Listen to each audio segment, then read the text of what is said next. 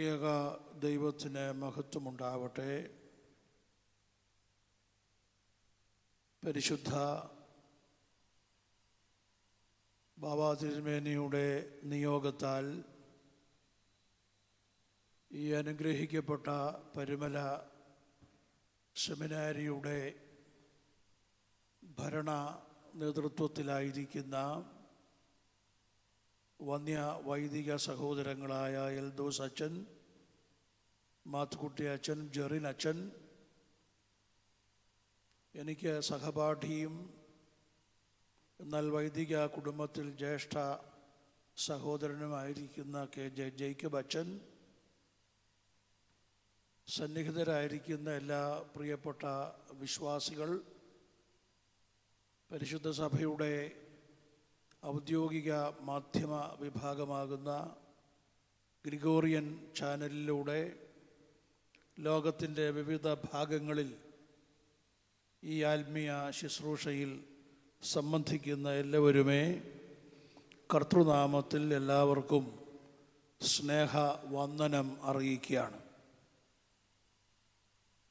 പരിശുദ്ധ സഭയുടെ 2 കാനോനിക നോമ്പുകൾക്ക് ഇടയിലാണ് നാം ഇപ്പോൾ ആയിരിക്കുന്നത്. നമ്മുടെ കർത്താവ് തെരഞ്ഞെടുത്ത് തൻ്റെ സാക്ഷ്യം ലോകത്തിൻ്റെ അതിരുകളോളം നിർവഹിക്കുവാൻ തക്കവണ്ണം നിയോഗിക്കപ്പെട്ടവരായ വാത്സല്യ ശിഷ്യന്മാരെയും വിശേഷാൽ പത്രോസ് പൗലോസ് ശ്ലീഹന്മാരെയും അവരുടെ മധ്യസ്ഥത യാചിച്ചുകൊണ്ട് പരിശുദ്ധ സഭ അനുഷ്ഠിക്കുന്ന ശ്ലീഹാ നോമ്പിനും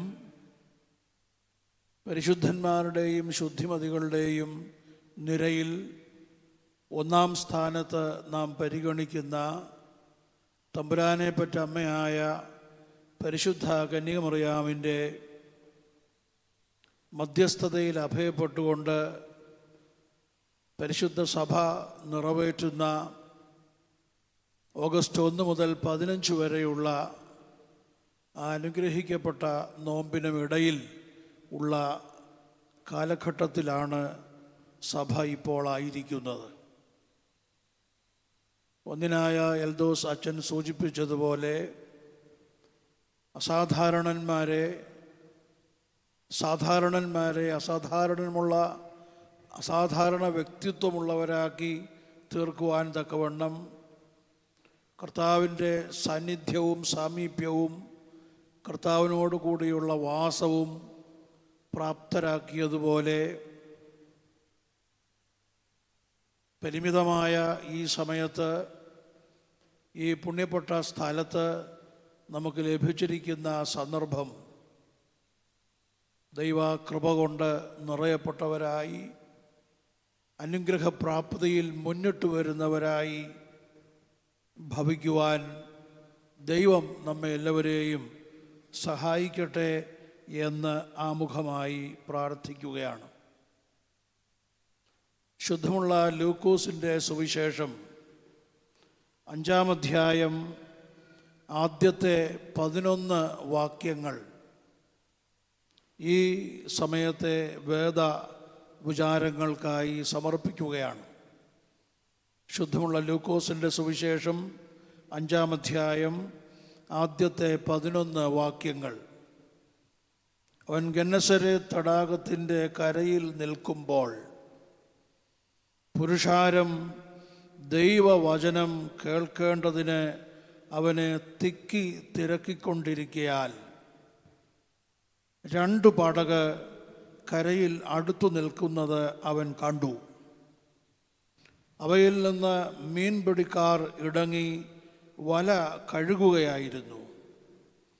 ആ പടകുകളിൽ ശീമോനുള്ളതായ ഒന്നിൽ അവൻ കയറി കരയിൽ നിന്ന് അല്പം നീക്കണം എന്നവനോട് അപേക്ഷിച്ചു. അങ്ങനെ അവൻ പടകിൽ ഇരുന്ന് പുരുഷാരത്തെ ഉപദേശിച്ചു.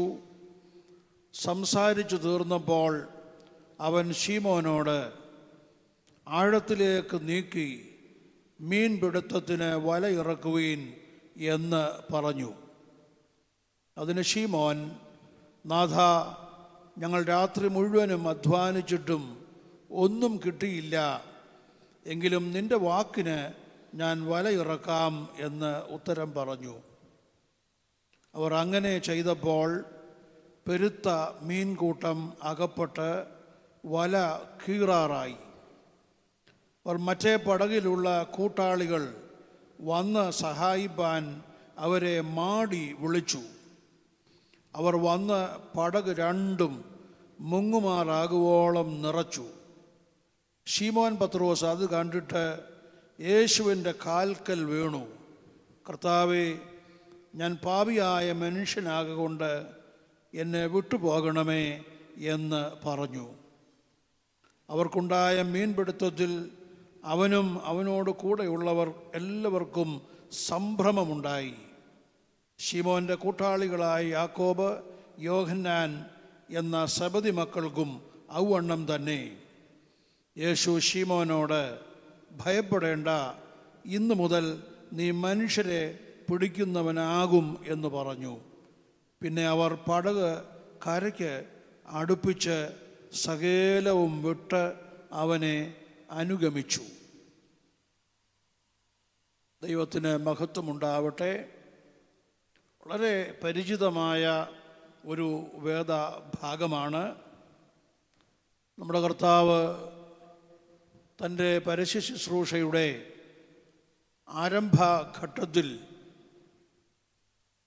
ശിമോനെ മനുഷ്യരെ പിടിക്കുന്നവരാക്കുവാൻ തക്കവണ്ണം രക്ഷണ്യമായ വേലയ്ക്ക് വിളിച്ചു വേർതിരിക്കുന്ന ആ സന്ദർഭത്തിൽ താൻ നടത്തുന്ന ഒരു വലിയ അത്ഭുതമായിട്ടോ അതിശയമായിട്ടോ ഒക്കെ ചിലപ്പോൾ ഈ വേദഭാഗത്തെ നാം കണ്ടു എന്നിരിക്കും. എന്നാൽ ഈ വേദഭാഗം പൂർണ്ണമായി വായിച്ച് പഠിക്കുമ്പോൾ നാം പ്രഥമദൃഷ്ട്യാ കാണുന്നതിനേക്കാൾ എത്രയോ ഉന്നതമായ ഒരു മാനത്തിലേക്കാണ് ഈ സംഭവം നമ്മെ കൊണ്ടുപോകുന്നത്.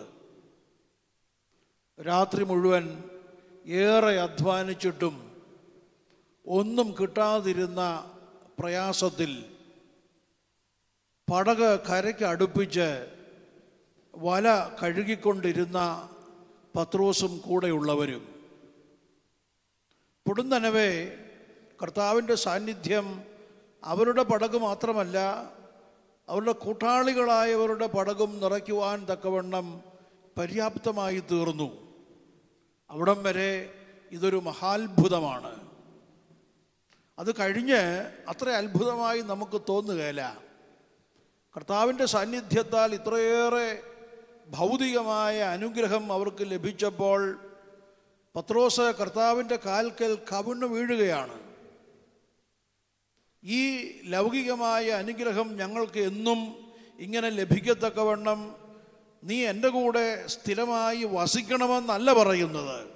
മറിച്ച്, അയ്യോ, ഞാൻ മഹാപാപിയാണ്, എന്നെ വിട്ടുപോകണമേ എന്ന് കർത്താവിനോട് പത്രോസ് പറയുകയാണ്.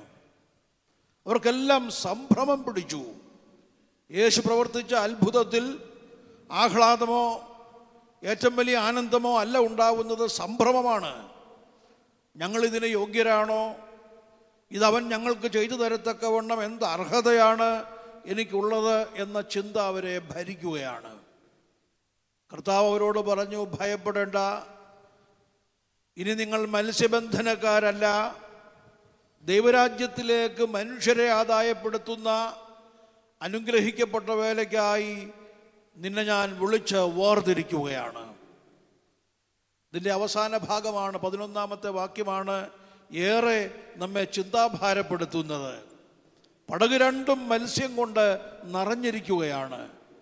എത്ര അധ്വാനിച്ചാലും കിട്ടാത്ത പോലെ മത്സ്യം, അത്രയേറെ മത്സ്യം കയറിയിട്ടും കീറിപ്പോകാത്ത ഒന്നാന്തരം ഒരു വല. അശ്രാന്ത പരിശ്രമത്തിന് അവരെ സഹായിച്ചു കൊണ്ടിരുന്ന പടകുകൾ ക്ഷണനേരത്തിൽ അതെല്ലാം അവർ മറക്കുകയാണ്.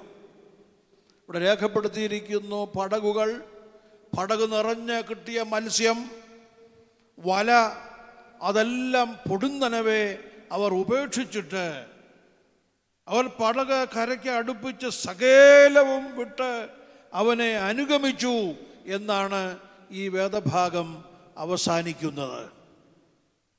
കുണുപോലെ മുളച്ചു വളരുന്ന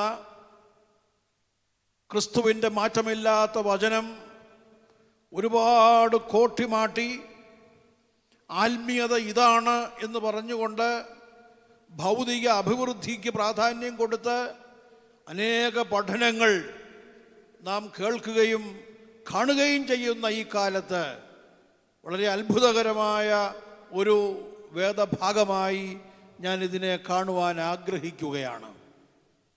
ഇവിടെ രേഖപ്പെടുത്തിയിരിക്കുന്നു, ഗന്നസരേത്ത് തടാകത്തിൻ്റെ കരയിൽ താൻ നിൽക്കുമ്പോൾ അനേകര് കർത്താവിനെ തിക്കിക്കൊണ്ടിരിക്കുകയാണ്. അതൊരു മഹാവലിയ ഭൂരിപക്ഷമാണ്. കർത്താവ് ചെന്നിടത്തൊക്കെയും ഒരുപക്ഷെ അത്ഭുതം കണ്ട് സംതൃപ്തി അടയാനോ അപ്പം ഭക്ഷിച്ച് തൃപ്തരാകുവാനോ ഒരു ജനക്കൂട്ടത്തോട് ചേർന്ന് നിൽക്കുന്ന ആ സന്തോഷം അനുഭവിപ്പാനോ ഒരുപാട് ആളുകൾ കർത്താവിൻ്റെ പിന്നാലെ കൂടിയിരുന്നു. അതൊരു മഹാഭൂരിപക്ഷമാണ്. പക്ഷെ ഇങ്ങനെ കൂടിയ സന്ദർഭങ്ങളിലൊക്കെയും അവരിൽ നിന്ന് കർത്താവ് തിരഞ്ഞ് കണ്ടുപിടിച്ച ഒരു ന്യൂനപക്ഷമുണ്ട്. ആ ന്യൂനപക്ഷമാണ് ആത്മീയതയുടെ നിറകുടമായി പ്രതീകമായി നമുക്ക് മുൻപിൽ തിരുവചനം കാട്ടിത്തരുന്നത്. ലൂക്കോസിൻ്റെ സുവിശേഷത്തിൽ തന്നെ 8-ാം അധ്യായത്തിലേക്ക് നാം നോക്കുമ്പോൾ അതിൻ്റെ 40 മുതൽ 48 വരെയുള്ള ഭാഗത്ത് പള്ളിപ്രമാണിയായി ഐറോസ് തൻ്റെ മകള് മരിച്ച സന്ദർഭത്തിൽ കർത്താവിനെ കൂട്ടിക്കൊണ്ടുപോകാൻ ആഗ്രഹിക്കുകയും അവിടേക്ക് കർത്താവ് കടന്നു ചെല്ലുകയുമാണ്. അവിടെ ചെന്നപ്പോൾ മഹാവലിയ ആൾക്കൂട്ടം. കർത്താവ് അവരെ എല്ലാം പുറത്ത് നിർത്തിയിട്ട് തൻ്റെ ശിഷ്യന്മാരിൽ ചിലരെയും ബാലയുടെ അപ്പനെയും അമ്മയെയും മാത്രം അകത്ത് കയറ്റി. അവർക്കും സംശയം, അവൾ മരിച്ചുപോയി. പക്ഷെ കർത്താവ് അവരോട് പറഞ്ഞു, അവൾ മരിച്ചിട്ടില്ല, അവൾ ജീവിക്കും, ബാലയെ എഴുന്നേൽക്ക എന്ന് പറഞ്ഞ് കർത്താവ് ആ ബാലയുടെ കൈ പിടിച്ച് എഴുന്നേൽപ്പിക്കുകയാണ്. മഹാഭൂരിപക്ഷത്തിനിടയിൽ കർത്താവ് ശ്രദ്ധ വെച്ച ഒരു ന്യൂനപക്ഷം. യൈറോസിൻ്റെ ഭവനത്തിലേക്ക് പോകുമ്പോൾ രക്തസ്രാവക്കാരിയായ ഒരു സ്ത്രീ കർത്താവിൻ്റെ വസ്ത്രത്തിൻ്റെ വിളുമ്പിൽ തൊടുവാൻ ആഗ്രഹിക്കുകയാണ്. അവിടെയും അവൻ്റെ സന്നിധിയിലേക്ക് അടുക്കുവാൻ പോലും മാർഗമില്ലാത്ത വിധത്തിൽ അനേകര് തിക്കിത്തിരക്കിക്കൊണ്ടിരിക്കുകയാണ്. അവൾ കർത്താവിൻ്റെ വസ്ത്രത്തിൻ്റെ വിളുമ്പിൽ തൊട്ടപ്പോൾ കർത്താവ് അവിടെ നിന്നു. ആരാണ് എന്നെ സ്പർശിച്ചത്? മറ്റുള്ളവരൊക്കെ പരിഹാസത്തോടെ കർത്താവിനെ നോക്കി. ഇത്രയേറെ ആളുകൾ അങ്ങയെ തിക്കിത്തിരക്കുകയാണ്, ഇതിനിടയിൽ ആരാ അങ്ങയെ സ്പർശിച്ചതെന്ന് എങ്ങനെ കണ്ടുപിടിക്കാൻ സാധിക്കും? കർത്താവ് പറഞ്ഞു, അല്ല, എൻ്റെ ശരീരത്തിൽ നിന്ന് ശക്തി ഇറങ്ങി എൻ്റെ വസ്ത്രം വഴിയായി വെളിയിലേക്ക് പോയി. ആ പാവപ്പെട്ട സ്ത്രീ എന്ന ന്യൂനപക്ഷത്തെ കർത്താവ് ശ്രദ്ധിക്കുകയും അവളിലേക്ക് തൻ്റെ അനുഗ്രഹങ്ങൾ വർഷിക്കുകയുമാണ്. ഇന്നും ന്യൂനപക്ഷത്തെ ശ്രദ്ധിക്കുന്നവരുണ്ട്, പക്ഷേ കർത്താവ് ശ്രദ്ധിച്ചതുപോലെ അല്ല കേട്ടോ. നിങ്ങൾ ഇന്നലെ മാധ്യമങ്ങളിൽ കണ്ടു കാണും, മോഹൻലാൽ ഒരു വലിയ തിരക്കിനിടയിൽ കൂടെ ഇങ്ങനെ പോവുകയാണ്. അനേകരെ TV ചാനലുകാർ അദ്ദേഹത്തെ അഭിമുഖത്തിന് വേണ്ടി ആഗ്രഹിച്ചു.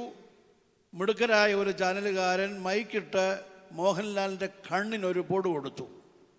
മോഹൻലാൽ അവനോട് ആദ്യം ചോദിച്ചു, എന്താടാ മോനെ ഇങ്ങനെയൊക്കെ? എന്നിട്ടൊരു വാചകം പറഞ്ഞാണ് കാറിൽ കയറിയത്, നിന്നെ ഞാൻ നോക്കി വച്ചിട്ടുണ്ട്. നല്ല ഉദ്ദേശത്തോടെ അല്ലല്ലോ. പക്ഷെ കർത്താവ് മഹാഭൂരിപക്ഷത്തിനിടയിൽ ന്യൂനപക്ഷത്തെ കണ്ടത് വളരെ നല്ല ഉദ്ദേശത്തോടു കൂടെ തന്നെയാണ്. കർത്താവിൽ വാത്സല്യമുള്ളവരെ, നാം എപ്പോഴും ഭൂരിപക്ഷത്തിൻ്റെ ഇടയിലാണ്. പക്ഷേ കർത്താവ് നമ്മെ ദർശിക്കത്തക്കവണ്ണം ഒരു ന്യൂനപക്ഷമായി തീരുവാൻ, ആ ന്യൂനപക്ഷത്തിന് പങ്കാളികളായി തീരുവാൻ നമുക്ക് ആഗ്രഹമുണ്ടോ എന്ന ഒരു വലിയ ചോദ്യമാണ് ഈ ഗന്നസരേത്ത് തടാകത്തിൻ്റെ തീരത്തെ സംഭവം നമുക്ക് മുൻപിൽ ഉയർത്തുന്നത്. ആളുകൾ തിക്കിത്തിരക്കിക്കൊണ്ടിരിക്കുകയാണ്. പക്ഷേ ആ കരയിലടുത്ത ഒരു പടകിൽ കർത്താവിൻ്റെ സ്വാതന്ത്ര്യം, ആ പടകുമായി ബന്ധപ്പെട്ട് കർത്താവ് നടത്തുന്ന മഹാ അത്ഭുതം, അതൊക്കെയാണ് ഈ 11 വാക്യങ്ങളിലെ ഇതിവൃത്തം എന്നാദ്യമായി ഞാൻ ഓർമ്മിപ്പിക്കട്ടെ. കർത്താവിന് നമ്മെക്കുറിച്ചൊരു പദ്ധതിയുണ്ട്. ആ പദ്ധതി നിറവേറ്റാൻ താൻ ഉത്കടമായി ആഗ്രഹിക്കുന്നവനാണ്. ആ പദ്ധതിക്ക് വിധേയപ്പെടാൻ നമുക്ക് സാധിക്കുമോ എന്ന ഒരു ചോദ്യമാണ് ഇവിടെ ഉള്ളത്. ഇംഗ്ലീഷ് സാഹിത്യത്തിൽ ദ മിറർ എന്ന പേരിൽ ശ്രദ്ധേയമായ ഒരു ആഖ്യാനമുണ്ട്. ലൂക്കോസിൻ്റെ സുവിശേഷം 19-ാം അധ്യായത്തിൽ നാം പരിചയപ്പെടുന്ന സക്കായിയെ സംബന്ധിച്ചുള്ള ഒരു രൂപകമാണ്. സക്കായി കർത്താവിനെ കാണുവാൻ തൻ്റെ പരിമിതി കൊണ്ട് സാധിക്കാതെ വന്നപ്പോൾ ഒരു കാട്ടുതീത്തയിൽ കയറിയെന്നും കർത്താവ് അവനെ വിളിച്ചിറക്കി അവൻ്റെ വീട്ടിലേക്ക് അവനോടുകൂടെ പോയെന്നും അങ്ങനെ അവസാനം ഈ ഭവനത്തിന് രക്ഷയുണ്ടായി എന്ന് പറഞ്ഞ സംഭവമൊക്കെ നമുക്കറിയാം. വീട് കൂദാശയ്ക്ക് വീട്ടിൽ വായിക്കുന്ന എവൻഗേലിയോൻ ഭാഗമാണ്. മരത്തിന് മുകളിൽ നിന്ന് വിളിച്ചിറക്കുന്ന സക്കായിയെക്കുറിച്ച് ഉള്ള ഒരു രൂപകമാണ് ദ മിറർ എന്ന ശ്രദ്ധേയമായ രചനയിലുള്ളത്. ആ രചയിതാവ് ഇങ്ങനെ പറയുന്നു: മരത്തിന് മുകളിൽ നിന്ന് കർത്താവിൻ്റെ വിളി കേട്ട് ഇറങ്ങിയവനായ സക്കായിയോട് നമുക്കൊരു ചോദ്യം ചോദിക്കാം. എന്താണ് സക്കായി, കർത്താവ് നിന്നെ വിളിച്ചപ്പോൾ നീ ഇറങ്ങിയ സന്ദർഭത്തിൽ നിന്റെ മനസ്സിൽ തോന്നിയ വികാരങ്ങൾ? ബൈബിളിലത് പറഞ്ഞിട്ടില്ല, പക്ഷേ ആ രചയിതാവ് എഴുതിയിരിക്കുകയാണ്. സക്കായി അതിന് മറുപടി പറഞ്ഞു: മരത്തിന് മുകളിൽ നിന്ന് ധൃതിയിൽ ഞാൻ ഇറങ്ങിയപ്പോൾ. അവൻ പെട്ടെന്നിറങ്ങി എന്ന് വിശുദ്ധ വചനം പറയുന്നു. ധൃതിയിൽ ഞാൻ ഇറങ്ങിയപ്പോൾ എന്നെ വിളിച്ചവനായ കർത്താവിൻ്റെ മുഖത്തേക്ക് ഞാനൊന്ന് നോക്കി. പിന്നെ എഴുതിയിരിക്കുന്നു, കർത്താവിൻ്റെ മുഖം പ്രതീക്ഷ കൊണ്ട് പ്രത്യാശ കൊണ്ട് വിടർന്നിരിക്കുന്നത് ഞാൻ കണ്ടു. വീണ്ടും അവിടെ എഴുതിയിരിക്കുന്നു, അവൻ്റെ വിടർന്ന കണ്ണുകളിൽ എന്നെക്കുറിച്ച് ഒരു പദ്ധതി, എൻ്റെ കുടുംബത്തെക്കുറിച്ചൊരു പദ്ധതി അവനുണ്ടായിരുന്നത് ഞാൻ വായിച്ച് അറിഞ്ഞു. സക്കായി അന്ന് സമൂഹത്തിൽ നല്ല പേരുള്ളവനല്ല, അനേകരാലും വെറുക്കപ്പെട്ടവനാണ്. ഒരുപാട് ശകാരിക്കാനുള്ള വിഷയങ്ങളൊക്കെ സക്കായിയുടെ പക്ഷത്തുണ്ട്. പക്ഷേ തന്നെക്കുറിച്ചുള്ള പ്രതീക്ഷയിൽ വിടർന്നിരുന്ന കർത്താവിൻ്റെ കണ്ണുകളിൽ തന്നെക്കുറിച്ചൊരു പദ്ധതി ഉണ്ടായിരുന്നത് വായിച്ചറിയാൻ സക്കായിക്ക് സാധിച്ചതുകൊണ്ടാണ്. മറ്റൊരിടത്തും പറഞ്ഞിട്ടില്ല, കർത്താവ് പോയ ഒരു ഭവനത്തിലും അങ്ങനെ പറഞ്ഞിട്ടില്ല, ഇന്ന് ഈ ഭവനത്തിന് രക്ഷയുണ്ടായി. വാത്സല്യമുള്ളവരെ, ഇന്ന് നമ്മുടെ വിഷയം പടകാണ്, വള്ളമാണ്. ഇന്ന് നമ്മുടെ വിഷയം വലയാണ്. ഇന്ന് നമ്മുടെ വിഷയം വരുമാനമാണ്. അതിനും അപ്പുറത്ത് ഇന്ന് നമ്മുടെ വിഷയം വർജനമാണ്. ഈ 4 ദിശകളിലൂടെയാണ് നാം ഇന്ന് യാത്ര ചെയ്യുന്നത്. നമ്മുടെ വിഷയം പടകാണ്, അല്ലെങ്കിൽ വള്ളമാണ്, അശ്രാന്ത പരിശ്രമത്തിന്. നമ്മുടെ വിഷയം വലയാണ്, അനേക മത്സ്യങ്ങൾ കയറിയിട്ടും കീറാത്ത വല. നമ്മുടെ വിഷയം വരുമാനമാണ്.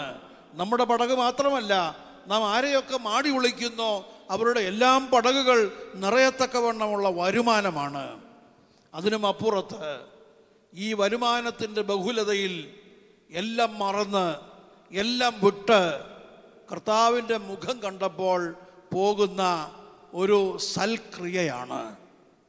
വളരെ പരിചിതമായ ഒരു പാട്ടിൻ്റെ ഒരു വരി ഞാൻ തുടങ്ങിയിടാൻ നിങ്ങൾ പാടുമെന്നാണ് ഞാൻ വിചാരിക്കുന്നത്. വിശ്വാസ ജീവിത പാടകിൽ ഞാൻ പോകുന്നു, ഞാൻ വിശ്വാസനായകൻ യേശുവെ നോക്കി വിശ്രമദേശത്തു പോകുന്നു ഞാൻ. വിശ്വാസനായകൻ യേശുവെ നോക്കി വിശ്രമ അലകൾ പാടകിൽ ആടിച്ചെന്നാൽ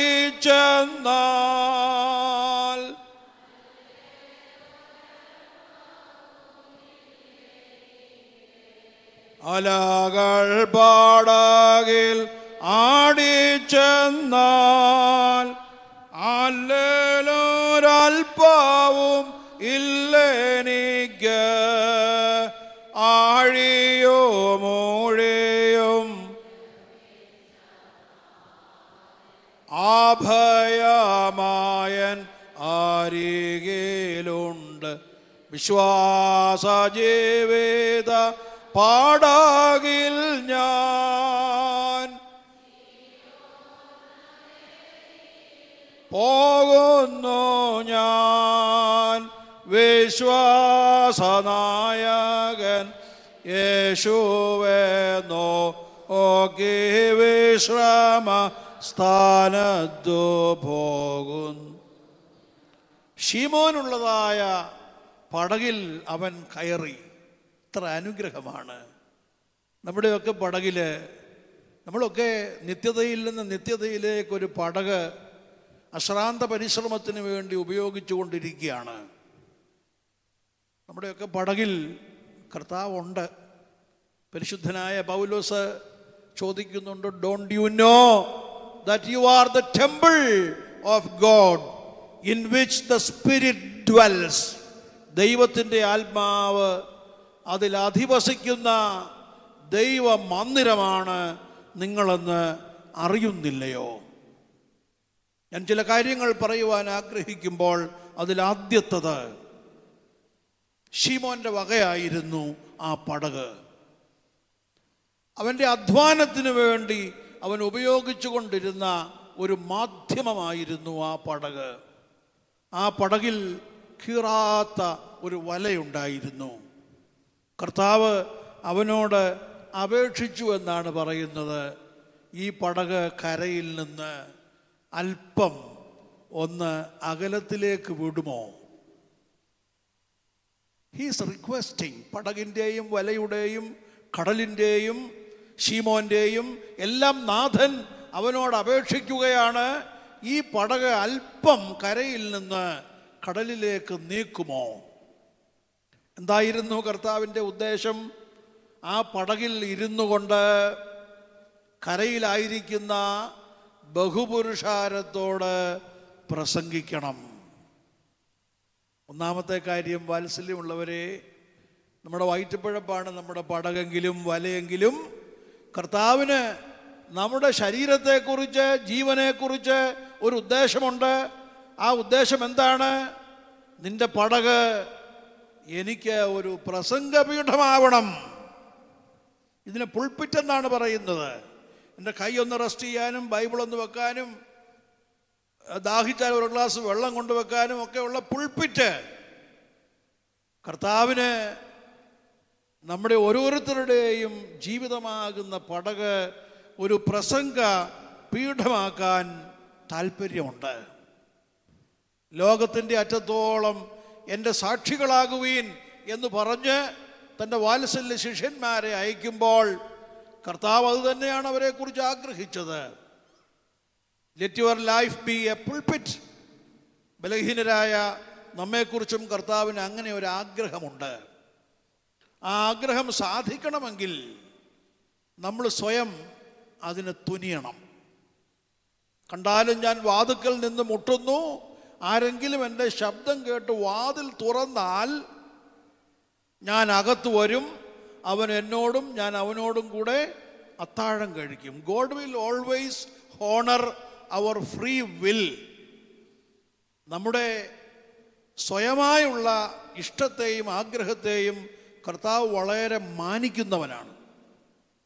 അതുകൊണ്ടാണ് വിലക്കപ്പെട്ട കനിക്ക് നേരെ കൈ നീട്ടിയപ്പോൾ തമ്പുരാൻ വന്ന് കയ്യെ പിടിക്കാഞ്ഞത്.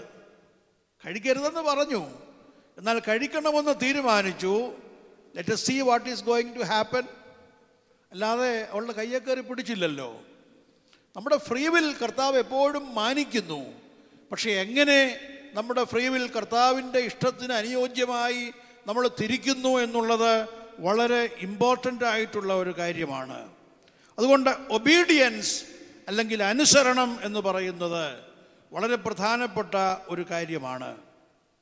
ഡോക്ടർ ബില്ലി ഗ്രഹാം ഒരുപാട് അനുഗ്രഹകരമായ രചനകൾ നിർവഹിച്ചിട്ടുള്ള ഒരു അനുഗ്രഹീത സുവിശേഷകനായിരുന്നു.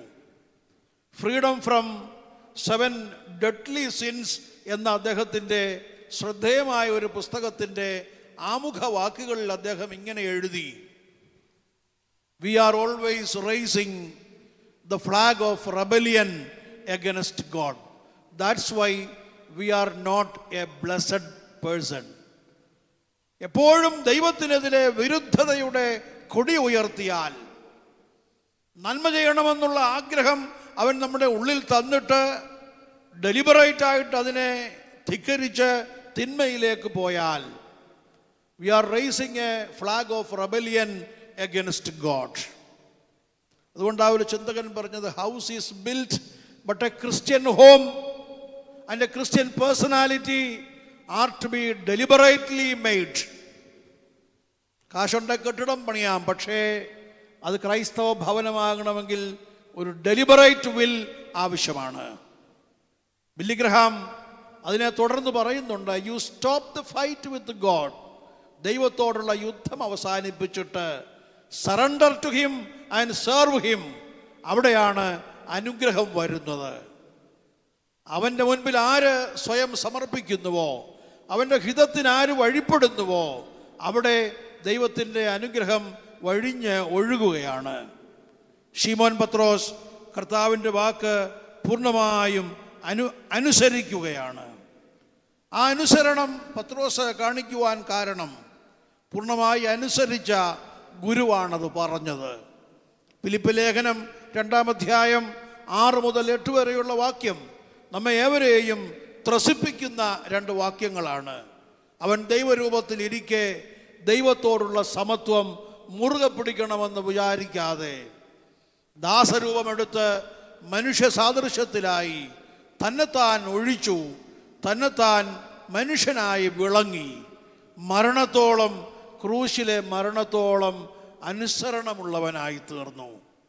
ക്രൂശിലെ മരണത്തോളം അനുസരണമുള്ളവനായി തീർന്ന കർത്താവ് പത്രോസിനോട് പറഞ്ഞു, നിന്റെ പടക് എനിക്ക് ഒരു പ്രസംഗപീഠമാക്കണം. പത്രോസ് അത് അക്ഷരം പ്രതി അനുസരിക്കുന്നു എന്നുള്ളത് നാം ഓർക്കണം. ബൈബിളാകമാനം പരിശോധിക്കുമ്പോൾ അത് പഴയ നിയമമായിക്കൊള്ളട്ടെ പുതിയ നിയമമായിക്കൊള്ളട്ടെ, അനുസരണം എവിടെയുണ്ടോ അവിടെ അനുഗ്രഹം പാരലലായിട്ട് അതിനോട് ചേർന്ന് വരും. രസകരമായ ഒരു ചിത്രീകരണം ഞാൻ ഈയിടെ വായിച്ചു. അബ്രഹാം ദൈവത്തെ അനുസരിച്ചു. നിന്റെ ഏകജാതനായ മകനെ, നീ സ്നേഹിക്കുന്ന നിന്റെ മകനെ മോറിയ മലയിൽ യാഗം കഴിക്കണം. അബ്രഹാം മറ്റൊന്നും ആലോചിക്കാതെ, മറ്റൊരു ആൾട്ടർനേറ്റീവ് അറേഞ്ച്മെന്റ് കർത്താവിൻ്റെ ഭാഗത്ത് നിന്നുണ്ടാകുമെന്നൊന്നും വിചാരമില്ലല്ലോ, മകനായ ഇസഹാക്കിനെയും കൊണ്ട് മല കയറുകയാണ്. വേദപുസ്തകത്തിലില്ലെങ്കിലും ആ ഭക്തനായ ചിന്തകൻ എഴുതിയിരിക്കുന്നു, ആ മലയുടെ അങ്ങേ വശത്തു നിന്ന് ഒരാട് മല കയറി വരുന്നുണ്ടായിരുന്നു.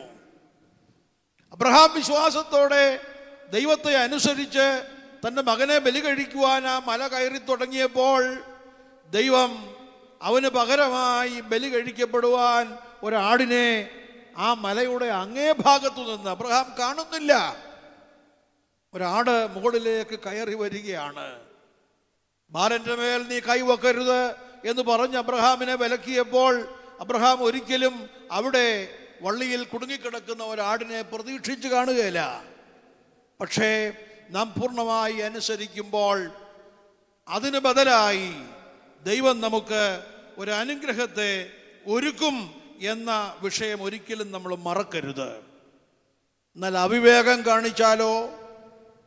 2 ശമൂവേൽ 6-ാം അധ്യായം 7-ാം വാക്യത്തിൽ നാം പരിചയപ്പെടുന്ന ഒരു വ്യക്തിയുണ്ട്. 2 അക്ഷരമേ ഉള്ളൂ അവൻ്റെ പേരിന്. ഉസ എന്നാണ് പേര്. ഉസാമാര് നമ്മുടെ ആധുനിക കാലത്തുമൊക്കെ ധാരാളം പേരുണ്ട് കേട്ടോ. ഞാൻ ആരെയും പർട്ടിക്കുലറൈസ് ചെയ്ത് പറയുകയല്ല. ചിലരൊക്കെ നല്ല ഫിജി സിൽക്കിൻ്റെ ജുബായും നല്ല കരയുള്ള മുണ്ടും ഒക്കെ കരുതി വച്ചിരിക്കുകയാണ്. എന്തിനാണെന്നറിയാമോ? പെരുന്നാൾ വരുമ്പോൾ ഇടണം. റാസ മുന്നിൽ നിന്ന് നയിക്കണം, ശിങ്കാരിമേളക്കാരെ കൊണ്ട് അവനാണ് കൊട്ടിക്കുന്നത്, നേതാവാണെന്നറിയണം. ഈ ഉസായിക്ക് പറ്റിയ ഒരു അബദ്ധം, അബീനാദാബിൻ്റെ വീട്ടിൽ നിന്ന് ദൈവത്തിൻ്റെ പട്ടണത്തിലേക്ക് പെട്ടകം കൊണ്ടുവരുമ്പോൾ അത് പുരോഹിതന്മാർ തോളിൽ വഹിച്ച് കൊണ്ടുവരണമെന്ന് തമ്പുരാൻ കൽപ്പിച്ചിരുന്നു. പക്ഷേ ഉസ എന്ത് ചെയ്തു? ഒരു നല്ല കാളവണ്ടി, അന്നത്തെ കാലത്ത് പെട്ടകം കൊണ്ടുവരുവാൻ ഏറ്റവും അനുയോജ്യമായ ഒരു വാഹനം, കോസ്റ്റ്ലി വെഹിക്കിൾ, ഒരു കാളവണ്ടി ഉണ്ടാക്കി അതിന്മേൽ പെട്ടകം വെച്ച് ആഘോഷമായി ഉസ അതിന് മുൻകൈയെടുത്ത് ഇങ്ങനെ കൊണ്ടുവരികയാണ്. ഉസാഫിജി സിൽക്കിൻ്റെ ജുബായും ഇട്ട് കരയൻ മുണ്ടുമൊക്കെ ഉടുത്ത് തോളത്തൊരു തുവാലയൊക്കെ ഇട്ട് പെട്ടകം ഇങ്ങനെ റാസ നയിച്ചു വരികയാണ്. നാഗോന്റെ കളത്തിങ്കിലെത്തിയപ്പോൾ കാള വിരണ്ടു, പെട്ടകം ചരിഞ്ഞു. ഉസ രണ്ട് കൈയും നീട്ടി അടങ്കം പെട്ടകത്തെ പിടിച്ചു. ഒരിക്കലും ദൈവത്തിൻ്റെ പെട്ടകം താഴെ വീണ് അലങ്കോലപ്പെടാൻ പാടില്ല. ഒരു നല്ല കാര്യമാണ് ഉസ ചെയ്തതെന്ന് ഒരുപക്ഷെ നമ്മൾ വിചാരിക്കും. പക്ഷെ അവിടെ രേഖപ്പെടുത്തിയിരിക്കുന്ന വാക്യം വളരെ കഠിനമാണ്. അവൻ്റെ അവിവേകം ഹേതുവായി. ദൈവത്തിൻ്റെ പെട്ടകം വയ്ക്കാൻ കാളവണ്ടി ഉണ്ടാക്കിയതും അത് ചരിഞ്ഞപ്പോൾ കയറി പിടിച്ചതുമൊന്നും വിവേകമായിട്ട് ദൈവം കണക്കിട്ടില്ല. മറിച്ച് അവൻ്റെ അവിവേകം ഹേതുവായി അവിടെ വച്ച് തന്നെ അവനെ സംഹരിച്ചു കളഞ്ഞു. ദൈവത്തിൻ്റെ കൽപ്പന അത് പുരോഹിതന്മാർ തോളിൽ വഹിക്കണമെന്നാണ്. പക്ഷെ ആ കൽപ്പനയ്ക്ക് വിരുദ്ധമായി എത്ര കാശ് മുടക്കിയാലും എത്ര ഗംഭീരമായി കാര്യങ്ങൾ ചെയ്താലും അതിൻ്റെ കോൺസിക്വൻസ് വളരെ വലുതായിരിക്കും. അതുകൊണ്ട് കർത്താവ് കയറിയിരിക്കുന്ന നമ്മുടെ പടക് അവൻ നമ്മോട് അപേക്ഷിക്കുകയാണ്, അവൻ നമ്മോട് റിക്വസ്റ്റ് ചെയ്യുകയാണ്, മകനെ മകളെ നീ ഇത്തരത്തിൽ ജീവിക്കണം, നീ ഇന്ന രീതിയിൽ ഈ പടക് കൈകാര്യം ചെയ്യണം. ആ അനുസരണം വളരെ പ്രധാനപ്പെട്ട ഒന്നാണ്. അതുകൊണ്ട് ഒന്നാമത് ഞാൻ ഓർമ്മിപ്പിക്കുന്നത്, യേശു തമ്പുരാൻ പ്രസംഗപീഠമാക്കുവാൻ, അവന് സാക്ഷിയാകുവാൻ ഉദ്ദേശിക്കപ്പെട്ടിട്ടുള്ള ഒരു പടകാണ് നാം ഓരോരുത്തരുടെയും ജീവിതമാകുന്ന പടക് എന്നോർക്കുവാൻ സാധിക്കണം. രണ്ടാമത്, ഈ ഭാഗത്ത് കാണുന്ന ഒരു അത്ഭുതം, ആ പടക് ശൂന്യമായിരുന്നു. അതിന് റീസൺ പറയുന്നുണ്ട്. തലേ രാത്രി ഒത്തിരി അധ്വാനിച്ചു, കടലിൻ്റെ മുക്കും മൂലയും എല്ലാം അറിയാമായിരുന്ന ശിഷ്യന്മാര് ഒരുപാട് അധ്വാനിച്ചു, പക്ഷെ ഒന്നും കിട്ടിയില്ല, ഒന്നും ലഭിച്ചില്ല. പക്ഷെ ആ ശൂന്യമായ പടക് തമ്പുരാൻ നിറച്ചു കൊടുത്തു.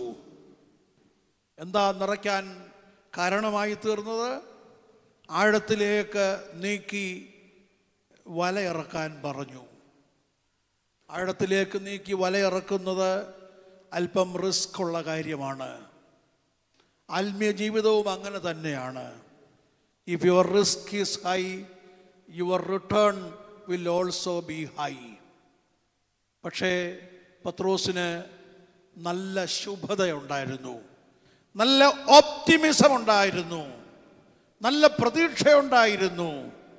നിന്റെ വാക്കിന് വലയിറക്കാം എന്ന് പറഞ്ഞുകൊണ്ട് ആ വല ആഴത്തിലേക്ക് നീക്കി എറിഞ്ഞപ്പോൾ എന്താണ് ഉണ്ടാവുന്നത്? അതിഭയങ്കരമായ റിസൾട്ടാണ്. ഇംഗ്ലീഷിലൊരു വാചകമുണ്ട്, quitter never wins and a winner never quits. ജയിക്കണമെന്ന് ആഗ്രഹിക്കുന്നവൻ, കിരീടം വേണമെന്ന് ആഗ്രഹിക്കുന്നവൻ ഒരിക്കലും ഒരു സാഹചര്യത്തിലും വിട്ടുകളയരുത്. ചിലപ്പോൾ നിരാശയുടെ, നഷ്ടബോധത്തിൻ്റെ, പരിഹാസത്തിൻ്റെ ഒക്കെ കൊടും ക്രൂരതയിലേക്ക് നമ്മൾ വന്നുപെട്ടു എന്നിരിക്കാം. പക്ഷേ നമുക്ക് ശുഭത നൽകുന്നവനായ ഒരു ദൈവമുണ്ട്. അതിൽ നാം പ്രതീക്ഷയും പ്രത്യാശയും വെച്ചെങ്കിൽ മാത്രമേ സാധ്യമാവുകയുള്ളൂ. യോഹന്നാന്റെ സുവിശേഷം 20-21 അധ്യായങ്ങൾ, ലൂക്കോസിൻ്റെ സുവിശേഷം 24 അധ്യായം, ഇത് മൂന്നും നിങ്ങൾ ഗ്രഹപാഠമായി ഒന്ന് പഠിക്കുന്നത് നല്ലതാണ്. യഹൂദന്മാരെ കുറിച്ച് ഭയന്ന് ശിഷ്യന്മാർ മുറിക്കകത്ത് കൂടിയിരിക്കുമ്പോൾ യേശു തമ്പുരാൻ അവരുടെ നടുവിൽ നിന്നിട്ട് നിങ്ങൾക്ക് സമാധാനം എന്ന് പറഞ്ഞു. അവൻ്റെ കയ്യും വിലാപ്പുറവും അവരെ കാണിച്ചു കൊടുത്തു. അവർ വളരെ ഉത്സാഹഭരിതരായി തീർന്നു. നമ്മുടെ ഭയപ്പാടിനിടയിലും നമ്മെ അന്വേഷിച്ചു വരുന്ന ഒരു ദൈവമുണ്ട്. ഭയപ്പെടേണ്ട, ഞാൻ നിന്നോടുകൂടെ എന്ന് പറയുന്ന ഒരു കർത്താവുണ്ട്. ആ കർത്താവാണ് നമ്മുടെ ശുഭത. യോഹന്നാൻ 20-ാം അധ്യായത്തിൽ അങ്ങനെ കാണുന്നുവെങ്കിൽ 21-ാം അധ്യായത്തിൽ നമ്മൾ കാണുന്നത് തിബേറിയോസിൻ്റെ തീരത്ത് നിൽക്കുന്ന ശിഷ്യന്മാർ. അവരോടും കർത്താവ് പറയുന്നു, പടകിൻ്റെ വലത് ഭാഗത്ത് വീശാൻ പറയുന്നു. ഇപ്പോൾ കിട്ടിയ മീൻ ചിലത് കൊണ്ടുവരാൻ പറയുന്നു. മഹാവലിയ അത്ഭുതത്തിലേക്ക് അവരെ തിരിക്കുകയാണ്. അവർ ചിന്താധീനരായിരുന്നു, അവർ വിഷമത്തിലായിരുന്നു. കർത്താവിൻ്റെ വാക്ക് കേൾക്കാതെ അവർ പോയതാണ്. പുനരുത്ഥാനത്തിന് ശേഷമുള്ള കാര്യമാണ് ഈ പറയുന്നത്. കർത്താവ് വിളിച്ചു വേർതിരിച്ചതിന് ശേഷം ഞാൻ മീൻ പിടിപ്പാൻ പോകുന്നു, നിങ്ങളും വരുന്നോ എന്ന് ചോദിച്ച് ശിഷ്യന്മാർ കൂട്ടമായി പോയതാണ്. പക്ഷേ പടകിൻ്റെ വലതു ഭാഗത്ത് അവർ വീശുവാൻ കർത്താവ് അവരോട് കൽപ്പിക്കുകയും അവരെ സാന്ത്വനപ്പെടുത്തുകയും ചെയ്യുകയാണ്. ലൂക്കോസ് 24 നമ്മൾ കാണുന്നത് വിഷണ്ണരായി വിഷാദമുഖത്തോടെ എമ്മൂസിലേക്ക് പോകുന്ന ശിഷ്യന്മാരെയാണ്. കർത്താവ് ചേർന്ന് നടന്നു. വഴി പിരിയാറായപ്പോൾ അവർ നിർബന്ധിക്കുന്നുണ്ട്. Now it is almost night, you stay with us. They compel Jesus. യേശുവിനെ അവർ നിർബന്ധിക്കുകയാണ്. ലൂക്കോസ് 24:31 വരുമ്പോൾ അവൻ അപ്പമെടുത്ത് വാഴ്ത്തി നുറുക്കി അവർക്ക് കൊടുത്തു. അവരുടെ കണ്ണ് തുറന്നു, അവർ അവനെ അറിഞ്ഞു എന്ന് രേഖപ്പെടുത്തിയിരിക്കുക മാത്രമല്ല, അവർ ഉടൻ തന്നെ യെരുശലേമിലേക്ക് മടങ്ങിപ്പോരുന്നു എന്ന് പറയുകയാണ്.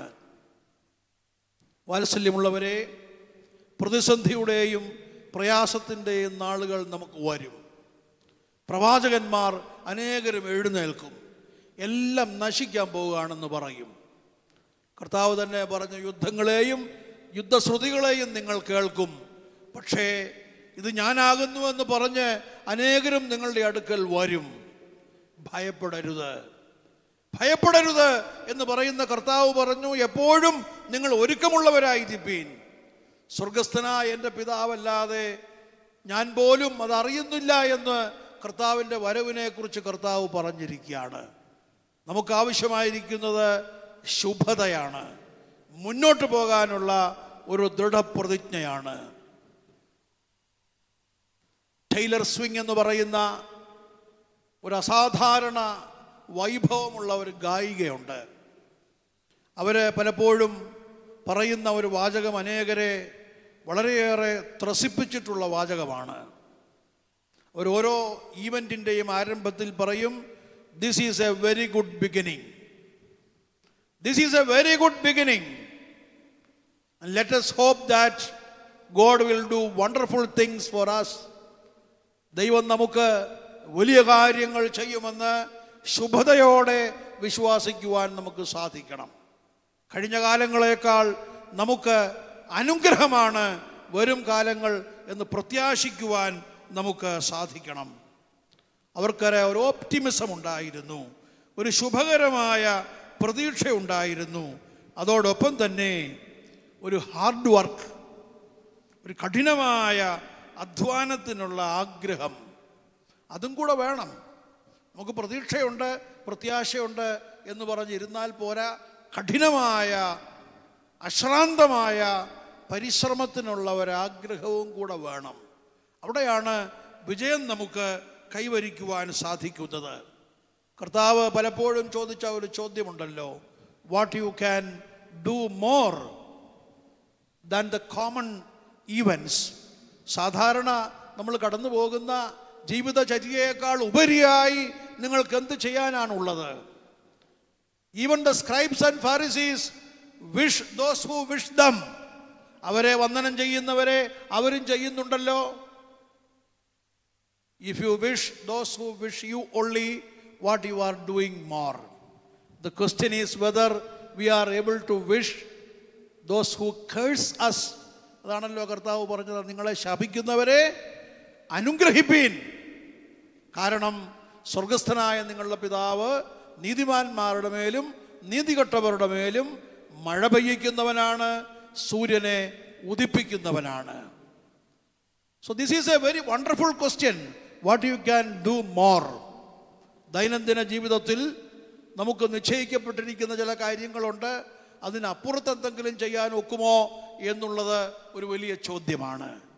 യൂണിവേഴ്സിറ്റികളും ഉന്നത വിദ്യാഭ്യാസ മേഖലയുമൊക്കെ അത്തരത്തിലേക്ക് നീങ്ങിക്കൊണ്ടിരിക്കുകയാണെന്ന് കേൾക്കുന്നു നാം. 4 വർഷത്തെ ഹോണേഴ്സ് ബിരുദ ഡിഗ്രികൾ ആരംഭിച്ചിരിക്കുന്നു. 3 വർഷം ഒരാൾ മെനക്കെടേണ്ട കാര്യമില്ല ഡിഗ്രി എടുക്കാൻ. 2 വർഷം കൊണ്ട് പഠിച്ച് പൂർത്തിയാക്കുമെങ്കിൽ എനിക്ക് പരീക്ഷ തരൂ എന്നാവശ്യപ്പെടാം. 4 വർഷത്തെ ഹോണേഴ്സ് കോഴ്സിന് ചേരുന്നവർക്ക് റിസർച്ചിനും കൂടെ ട്രൈ ചെയ്യാം. അങ്ങനെ നമുക്ക് ക്രെഡിറ്റ് കൂടുതൽ എടുക്കാം. ഇതൊക്കെ വിദേശ യൂണിവേഴ്സിറ്റികൾ എന്നേ ആവിഷ്കരിച്ച കാര്യങ്ങളാണ്. We are earning more credits. നമുക്കുള്ള ട്രഡീഷണൽ സ്റ്റൈൽ എന്താണെന്ന് ചോദിച്ചാൽ 3 വർഷത്തെ ഡിഗ്രി കോഴ്സിന് ഒരു കുട്ടിയെ ചേർത്ത് കഴിഞ്ഞാൽ അവനിൽ ആകെയുള്ള ചുമതല 3 വർഷം കൊണ്ട് ഡിഗ്രി പാസ്സായി ഇറങ്ങുക എന്നുള്ളതാണ്. പ്ലേ ക്ലാസ് മുതൽ 10ാം ക്ലാസ് വരെ പഠിക്കുന്ന ഒരു കുട്ടിക്ക് ആകെയുള്ള പ്രതീക്ഷ 10ാം ക്ലാസ് പാസ്സായി ഉപരിപഠനത്തിന് യോഗ്യതയോടെ ഇറങ്ങുക എന്നുള്ളതാണ്. പക്ഷെ എന്തെല്ലാം നമുക്ക് കൂടുതൽ ചെയ്യാം. So we need to submit ourselves for the hard work. അതാണ് കർത്താവ് പഠിപ്പിക്കുന്നത്. നമ്മുടെ പടക് അവന് വേണ്ടി അധ്വാനിക്കുവാനുള്ളതാണ്, എരിഞ്ഞ് അടങ്ങുവാനുള്ളതാണ് എന്ന ഒരു വലിയ ചിന്തയാണ് രണ്ടാമത് നിങ്ങളുടെ ശ്രദ്ധയിൽ വയ്ക്കുന്നത്. മൂന്നാമത് അതിശ്രേഷ്ഠമായ ഒരു കാര്യം ഓർമ്മിപ്പിക്കുവാനുള്ളത് ഇവിടെ രേഖപ്പെടുത്തിയിരിക്കുന്നു. ശിമോൻ പത്രോസിൻ്റെ പടക് നിറഞ്ഞു കഴിഞ്ഞപ്പോൾ ശിമോൻ എന്ത് ചെയ്തു? ഇനി ബാക്കിയുള്ള മീൻ അങ്ങ് പോട്ടെ എന്ന് വിചാരിച്ച് വല തുറന്നു വിടുകയല്ല ചെയ്തത്. അപ്പുറത്ത് വേറെ പടകിൽ ആളുകളുണ്ടായിരുന്നു. അവരുടെ പടകൊന്നും അത്ര കണ്ട് നിറഞ്ഞിട്ടില്ല. ഒരുപാട് കഷ്ടപ്പെടുന്നവരാണ്. അവരെ മാടി വിളിച്ചു എന്നാണ് പറയുന്നത്. ഞാനതിൻ്റെ ഇംഗ്ലീഷ് നോക്കിയില്ല. എന്താ ഈ മാടി വിളിച്ചു എന്ന് പറഞ്ഞാൽ? മാടി വിളിച്ചു എന്ന് പറഞ്ഞാൽ ഒരുപക്ഷെ അവർ വരണമെന്നുള്ള അത്യന്തമായ ആഗ്രഹത്തോടെ ബഹളം വെച്ച് കാണും, കൈയാട്ടി വിളിച്ചു കാണും. കാരണം ഉത്കടമായ ആഗ്രഹമാണ്. ഞങ്ങൾക്ക് ഉടയവൻ തന്ന സമ്പത്ത് അവൻ്റെ പടകിലും കൂടെ കുറച്ചിരിക്കട്ടെ. ഇതൊരു ഫെലോഷിപ്പാണ്, ഇതൊരു കമ്മിറ്റ്മെൻ്റാണ്. നമ്മുടെ പടക് കൊണ്ട് ദൈവം തമ്പുരാൻ അങ്ങനെയും ഒരു കാര്യം ആഗ്രഹിക്കുന്നുണ്ട് കേട്ടോ. We need to be in fellowship with others. We are expected to be committed to the society at large. നമുക്ക് വേണ്ടി ഈ ലോക ജീവിതം നമ്മൾ ജീവിച്ചു തീർത്താൽ what good we are doing. നമ്മുടെ പ്രയത്നം കൊണ്ട് മറ്റുള്ള ആർക്കെങ്കിലും ഫലമുണ്ടാകണമെന്ന് നാം ആഗ്രഹിക്കാത്ത പക്ഷം how much a devilish nature we have. നമുക്ക് എന്തുമാത്രം പൈശാചികമായ ഒരു സ്വഭാവമാണുള്ളത് എന്ന് വളരെ ഉറക്കെ നാം ചിന്തിക്കേണ്ടത് ആവശ്യമാണ്. വിവാഹ ശുശ്രൂഷയ്ക്ക് വധൂവരന്മാർക്ക് ആശംസ പറയാൻ അവസരം കിട്ടിയാൽ ഞാൻ നിർബന്ധമായിട്ടും പറയും, you are at A new beginning. ഞങ്ങൾ ഒന്നിച്ച് നിങ്ങൾക്ക് വേണ്ടി പ്രാർത്ഥിക്കുകയാണ്. ഇതാണ് നിങ്ങൾക്കുള്ള ക്യാപിറ്റൽ. യേശുവാകുന്ന പാറമേൽ ഒരു സൗധം നിങ്ങൾ പണിയണം. അത് ബോധപൂർവം പണിയണം. അതിന് 4 ചുവരുണ്ട്. മേൽക്കൂര ദൈവം ഇട്ടോളും. അത് ദൈവത്തിൻ്റെ കൃപയാണ്. നിങ്ങൾ പണിയേണ്ട ഒന്നാമത്തെ ചുവര് കമ്മ്യൂണിയൻ വിത്ത് ഗോഡ്, ദൈവവുമായുള്ള ബന്ധം. രണ്ടാമത്തെ ചുവര് കമ്മ്യൂണിക്കേഷൻ ഇൻ ബിറ്റ്വീൻ യു, നിങ്ങൾ തമ്മിലുള്ള ആശയവിനിമയം. മൂന്നാമത്തെ ചുവരായിട്ട് നിർബന്ധമായിട്ടും പറയും കൊമ്മമറേഷൻ. നിങ്ങളെ വളർത്തിയവരെ നിങ്ങൾ മറക്കരുത്.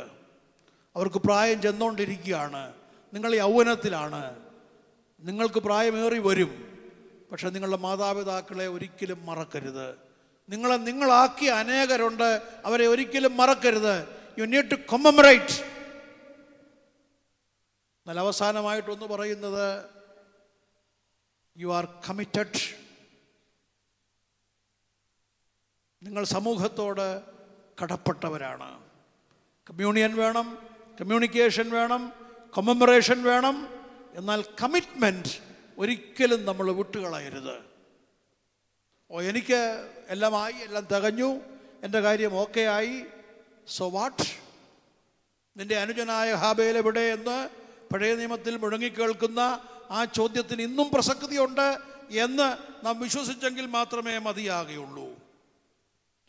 അവരുടെ ലഭ്യതയ്ക്ക് പങ്കുകാരാകുവാൻ അടുത്തുള്ള പടകുകാരെ മാടി വിളിച്ച പത്രോസിൻ്റെ സ്വഭാവം. നമ്മുടെ പടകും നിറയും, ദൈവം നിറയ്ക്കും. അത് ഞാൻ മെനക്കെട്ട് പ്രാർത്ഥിച്ചതുകൊണ്ട് എനിക്ക് കിട്ടിയതാ, ഞാൻ ഉപവസിച്ച് പ്രാർത്ഥിച്ചതുകൊണ്ട് എനിക്ക് കിട്ടിയതാ, അതെനിക്കും എൻ്റെ മക്കൾക്കും എൻ്റെ കുടുംബത്തിനും മാത്രമാ എന്ന് പറഞ്ഞാൽ ലഭിച്ചതല്ലാതെ നിനക്ക് എന്തുള്ളൂ എന്ന വാക്യം കൂടെ നമ്മുടെ മനസ്സിലേക്ക് വരണം.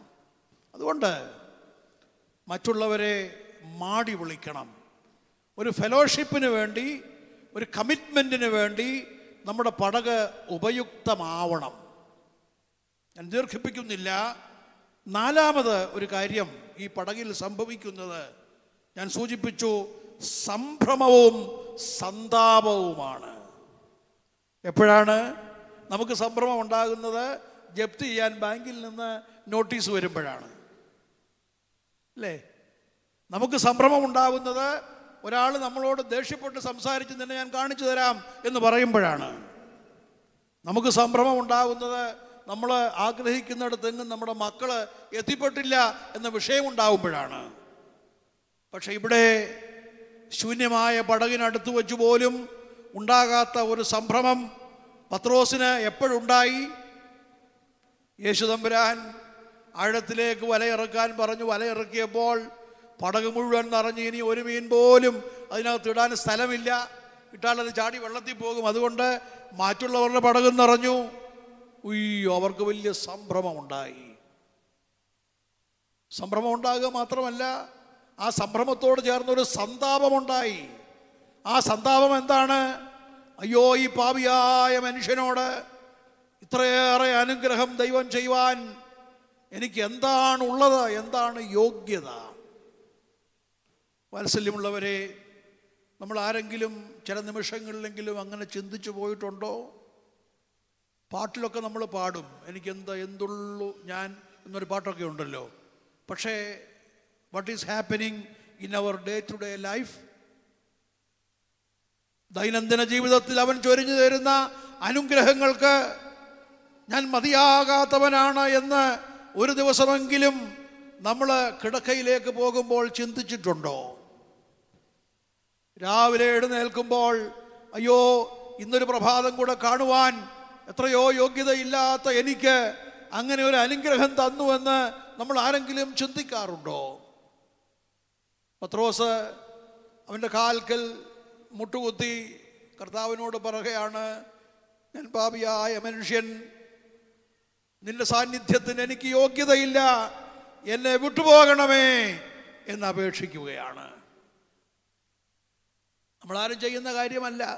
എനിക്ക് ഒരു കൃപാവരമുണ്ടെങ്കിൽ, എന്തെങ്കിലുമൊക്കെ ചെയ്യാനുള്ള കഴിവുണ്ടെങ്കിൽ കർത്താവ് ഒരിക്കലും എന്നെ വിട്ടുപോകരുത്, ഈ കഴിവ് ഒരിക്കലും എന്നിൽ നിന്ന് എടുക്കരുത് എന്ന് ഞാൻ പ്രാർത്ഥിക്കും. ആളുകളെയൊക്കെ വിളിച്ചുകൂട്ടി അതെല്ലാം ഒരു പബ്ലിസിറ്റിക്ക് വേണ്ടി കാണിക്കും. അതൊക്കെയാണ് സാധാരണ ചെയ്യാറ്.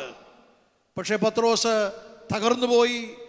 സംഭ്രമത്തോടെ, വളരെയേറെ ദുഃഖഭാരത്തോടെ അവൻ പറയുന്നു, കർത്താവേ, എന്നെ വിട്ടുപോകണമേ. ഇത് നമ്മിൽ നിന്ന് ഉളവാകേണ്ട ഒരു വലിയ പ്രാർത്ഥനയാണ്. വളരെ വേഗം എന്ന് പറയാം, വേദപുസ്തകത്തിൽ ചില പ്രാർത്ഥനകൾ നമ്മൾ കാണുന്നുണ്ട്. ഞാൻ പറയുമ്പോൾ നിങ്ങൾ ഓർക്കുമായിരിക്കും. ഒരാൾ പ്രാർത്ഥിച്ചു ഗിവ് മീ, അയാൾ തന്നെ പിന്നെ പ്രാർത്ഥിച്ചു മേക്ക് മീ. ധൂർത്തപുത്രൻ എന്ന് നമ്മൾ വിളിക്കപ്പെടുന്ന, മുടിയനായ പുത്രൻ എന്നറിയപ്പെടുന്ന ആ പുത്രന്റെ പ്രാർത്ഥനയാണ്. Give me the part that pertaining to me. എനിക്ക് അവകാശപ്പെട്ടത് ഇങ്ങോട്ട് താ. അതൊരു അർത്ഥനയാണ്. പക്ഷെ എല്ലാം തകർന്നുപോയി. ലാസ്റ്റിൽ അവൻ പ്രാർത്ഥിച്ചു make me as one of your hired servants. നിന്റെ കൂലിവേലക്കാരിൽ ഒരുത്തിനെ പോലെ എന്നെ ആക്കണം. പിന്നൊരു പ്രാർത്ഥനയുണ്ട്, അത് പ്രൈസ് യു എന്ന പ്രാർത്ഥനയാണ്. അത് പരീശന്റെ പ്രാർത്ഥനയാണ്. ഞാൻ ദാനധർമ്മം ചെയ്യുന്നു, ഉപവസിക്കുന്നു, പുണ്യശീലങ്ങൾ ഉള്ളവനാണ്, ആ നിൽക്കുന്ന ചുങ്കക്കാരനെ പോലെ അല്ല, അതുകൊണ്ട് I praise you, praise the Lord. പക്ഷെ അപ്പുറത്ത് ഒരു ചുങ്കക്കാരൻ പ്രാർത്ഥിച്ചത് എന്താണ്? പാർഡൻ മീ, എന്നോട് ക്ഷമിക്കണമേ. സ്വർഗത്തിലേക്ക് ഉയർത്തുവാൻ കണ്ണുകൾക്ക് ത്രാണിയില്ലാതെ അവൻ നടത്തുന്ന ഒരു പ്രാർത്ഥനയുണ്ട്. വീണ്ടും വേറൊരാൾ പ്രാർത്ഥിച്ചു, സേവ് മീ. ആ പ്രാർത്ഥന ആരുടേതാണെന്നറിയാമോ? കർത്താവിനോട് കൂടെ കുരിശിക്കപ്പെട്ട ഇടതുഭാഗത്തെ കള്ളൻ എന്ന് നമ്മൾ വിളിക്കുന്ന ആളുടെ പ്രാർത്ഥനയാണ്. നീ ദൈവപുത്രനെങ്കിൽ നിന്നെ തന്നെ രക്ഷിക്ക്, ഞങ്ങളെയും രക്ഷിക്ക്. പക്ഷേ മറ്റവൻ പറഞ്ഞു, അവൻ്റെ കൂടെ കുരിശിക്കപ്പെട്ട മറ്റേ കള്ളൻ പറഞ്ഞു, remember me, I know that you are A king having A kingdom, you remember me. നിങ്ങളെ വിലയിരുത്തിക്കോണം, എന്ത് പ്രാർത്ഥനയാണ് നമുക്ക് വേണ്ടത്? മേക്ക് മീ എന്ന പ്രാർത്ഥനയല്ലേ ഉചിതം? പാർഡൻ മീ എന്ന പ്രാർത്ഥനയല്ലേ ഉചിതം? റിമെമ്പർ മീ എന്ന പ്രാർത്ഥനയല്ലേ ഉചിതം? അത് വരണമെങ്കിൽ പാപബോധമുണ്ടാവണം. ഞാൻ അവസാനമായി ഒരു കാര്യം കൂടെ പറഞ്ഞ് അവസാനിപ്പിക്കാം. അത് അവസാനം പറയുന്നെങ്കിലും ഏറ്റവും ശ്രേഷ്ഠമായ കാര്യമാണ്. ഉപേക്ഷിക്കപ്പെട്ട ഒരു നിറപടക്. വിട്ടകലും നീ ഒരു നാളിൽ ഉണ്ടെന്നു തോന്നുന്ന സകലത്തെയോ, ഒരുമിച്ച് പാടിക്കേ. വിട്ടകലും നീ ഒരു നാളിൽ ഉണ്ടെന്നു തോന്നുന്ന, താങ്ക് യു, സ്നേഹിതർ നാമുകൊണ്ടു സ്വർഗത്തിൽ ദൈവത്തിൻ ദൂതരും പരിശുദ്ധരും നമ്മളെ യാത്ര അയക്കുമ്പോൾ നമ്മുടെ പെട്ടിക്കകത്ത് നമ്മുടെ കൂടെ വെച്ചുകൊണ്ട് പോകാൻ സാധിക്കാത്ത ഒന്നും നമ്മുടെ സ്വന്തമല്ല.